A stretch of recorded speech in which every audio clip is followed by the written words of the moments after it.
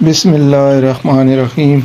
سامعین، درس قرآن کے سلسلے میں حاضر خدمت ہیں، سماعت فرمائیں۔ اعوذ باللہ من الشیطان الرجیم، بسم اللہ الرحمن الرحیم۔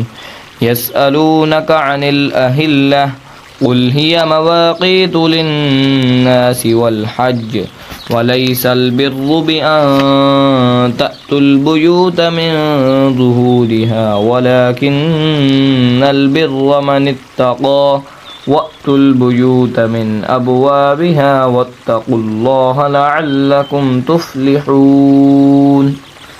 پوچھتے ہیں تم سے نئے چاند کے بارے میں، کہو یہ تاریخیں مقرر کرنے کا ذریعہ ہیں لوگوں کے لیے اور حج کے اوقات کا بھی، اور نہیں ہے نیکی یہ کہ آؤ تم گھروں میں ان کے پچھواڑے سے، بلکہ نیکوکار وہ ہے جو ڈرے اللہ سے، اور آؤ تم گھروں میں ان کے دروازے سے اور ڈرتے رہو اللہ سے تاکہ تم فلاح پاؤ۔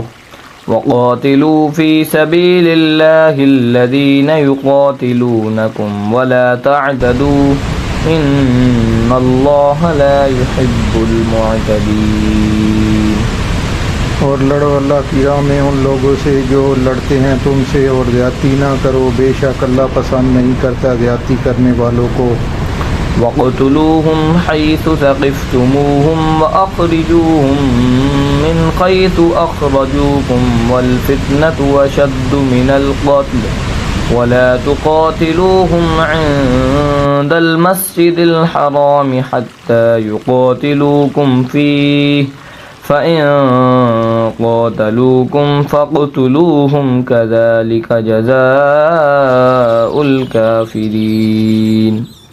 اور قتل کرو انہیں بحالت جنگ جہاں بھی پاؤ تم انہیں، اور نکال دو تم انہیں جہاں سے نکالا ہو انہوں نے تم کو، اور فتنہ زیادہ برا ہے قتل سے۔ اور نہ لڑو تم ان سے مسجد حرام کے قریب جب تک کہ نہ لڑے وہ تم سے وہاں، پھر اگر لڑیں وہ تم سے وہاں تو قتل کرو تم ان کو، یہی ہے سزا ایسے کافروں کی۔ فَإِنِ انتَهَوْا فَإِنَّ اللَّهَ غَفُورٌ رَّحِيمٌ۔ پھر اگر وہ باز آ جائیں تو بے شک اللہ معاف فرمانے والا، ہر حالت میں رحم کرنے والا ہے۔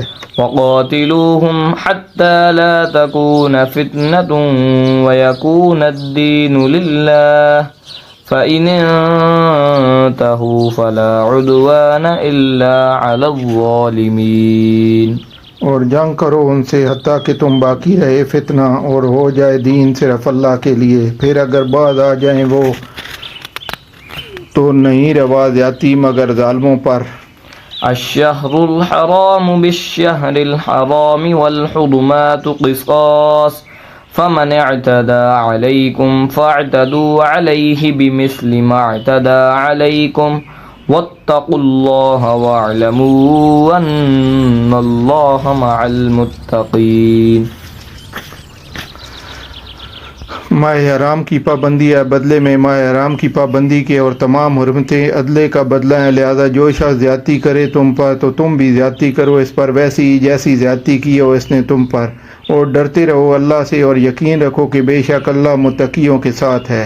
وَأَنفِقُوا فِي سَبِيلِ اللَّهِ وَلَا تُلْقُوا بِأَيْدِيكُمْ إِلَى التَّهْلُكَةِ وَأَحْسِنُوا إِنَّ اللَّهَ يُحِبُّ الْمُحْسِنِينَ۔